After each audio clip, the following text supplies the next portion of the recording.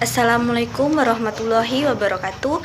Perkenalkan, nama saya Indah Safitri, mahasiswa IAIN Metro jurusan Tadris Biologi semester 7.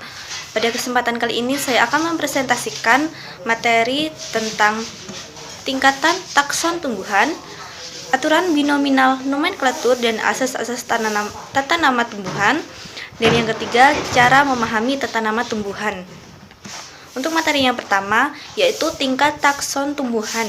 Tingkat takson tumbuhan ini terbagi menjadi beberapa bagian.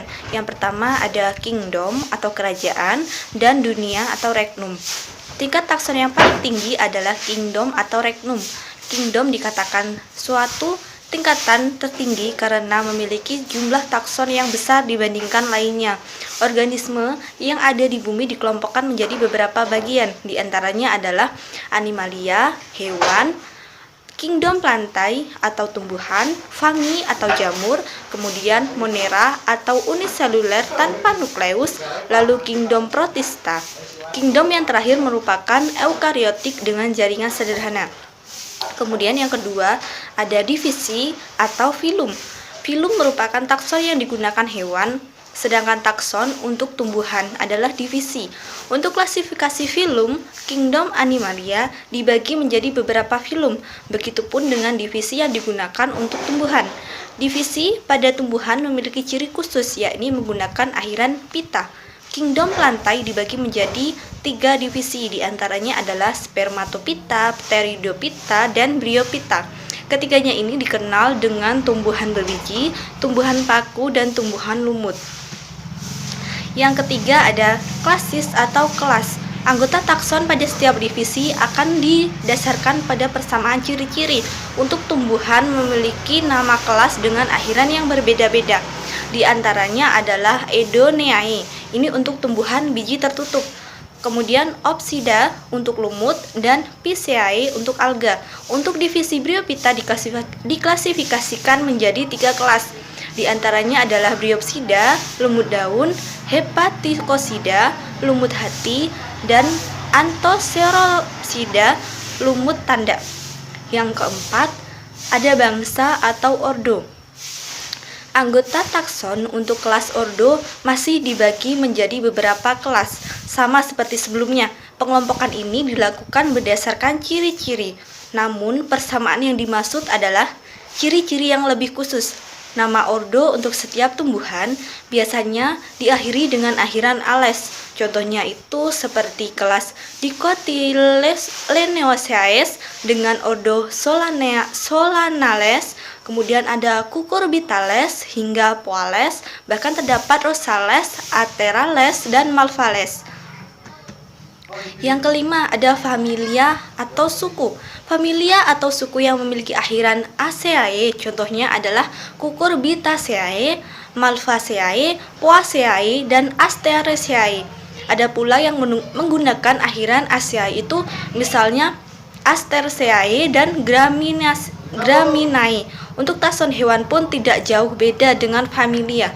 Kemudian yang keenam, marga atau genus. Dalam penulisan genus harus dilakukan dengan benar, yakni huruf kapital di awal huruf. Berikut ini beberapa contoh genus atau marga. Di antaranya adalah genus Zea, itu untuk jagung, lalu Triticum gandum, Oryza padi-padian, dan Scoccacum tebu. Penulisan nama dan aturan huruf besarnya harus benar dan tepat. Untuk materi yang selanjutnya adalah tingkat takson tumbuhan yang nomor 7, yaitu spesies atau jenis. Menuju pada tingkatan takson yang paling rendah atau yang paling dasar. Untuk takson spesies memiliki banyak persamaan, di antaranya penamaan spesies terdiri dari 2 kata, di mana yang pertama untuk genus, kemudian kata kedua untuk nama spesifik. Contoh dari spesies atau jenis adalah Rosa rugosa, kemudian ada Rosa gigantea, ada Rosa canica, dan ada Rosa multiflora, dan ada Rosa dumalis. Yang kedelapan ada varietas atau ras. Pada bagian spesies terkadang masih ditemukan perbedaan jenis.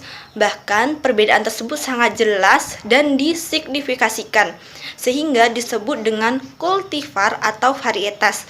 Istilah ini memang digunakan pada tumbuhan, sedangkan istilah untuk hewan itu disebut dengan ras. Dari kedelapan urutan taksonomi tumbuhan di atas yang sudah saya jelaskan, semua ini memiliki ciri dan penamaannya sendiri, sehingga tumbuhan yang ada di bumi dikelompokkan sesuai dengan takson-takson yang sudah dijelaskan tadi. Materi selanjutnya yaitu aturan binominal, nomenklatur, dan asas-asas tata nama tumbuhan.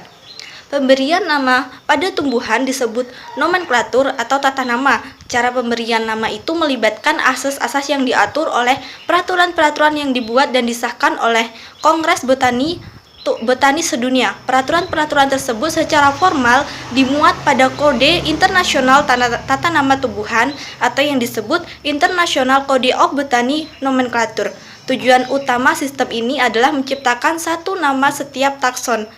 Menurut Rifai 1973 menyatakan bahwa kode tata nama ini bertujuan untuk menyediakan cara yang mantap dalam pemberian nama bagi kesatuan-kesatuan taksonomi, menjauhi atau menolak pemakaian nama-nama yang mungkin menyebabkan kesalahan atau keraguan-raguan atau yang menyebabkan timbulnya kesimpangsiuran dalam ilmu pengetahuan.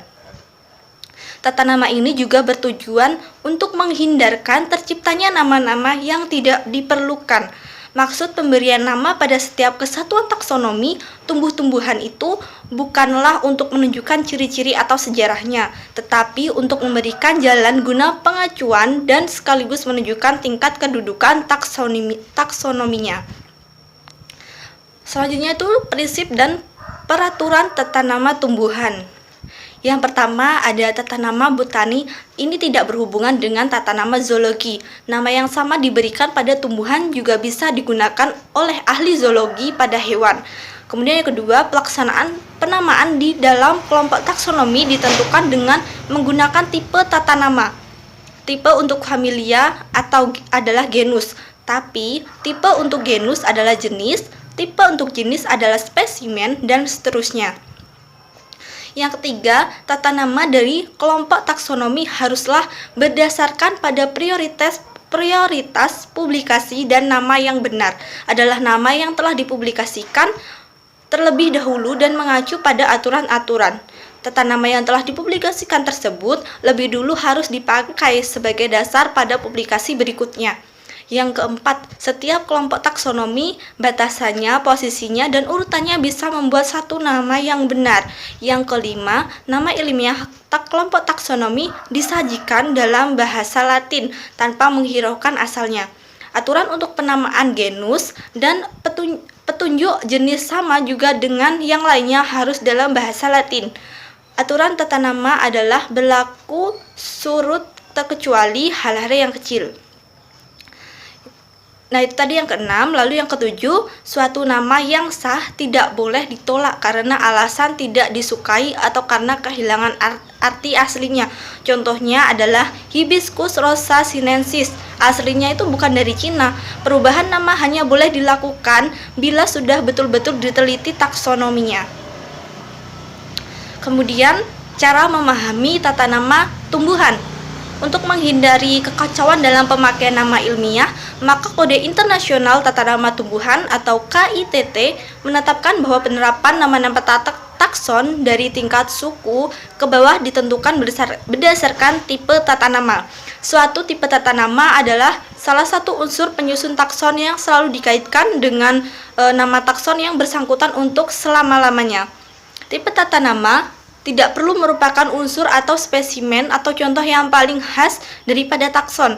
Tipe hanyalah suatu unsur yang selamanya dikaitkan dengan nama. Kemudian tipe yang digunakan dalam tata nama secara umum itu terbagi menjadi beberapa. Yang pertama itu ada holotypus, adalah suatu spesimen atau unsur lain yang dipakai oleh seorang pengarang atau ditunjuk olehnya sebagai dasar waktu pertama kali mengusulkan nama jenis baru.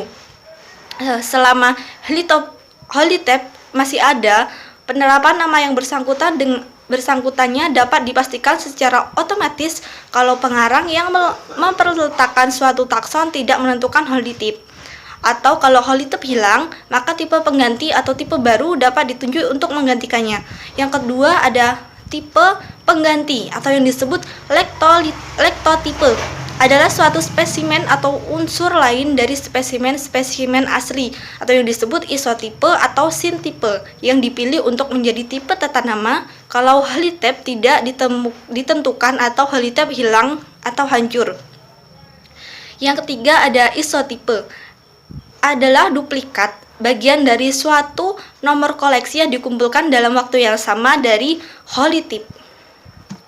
Yang keempat ada sintipe atau yang disebut sintipus. Adalah salah satu daripada beberapa spesimen atau contoh yang disebutkan pengarang kalau holotype tidak ditentukan atau salah satu daripada beberapa spesimen yang bersama-sama ditunjuk sebagai tipe.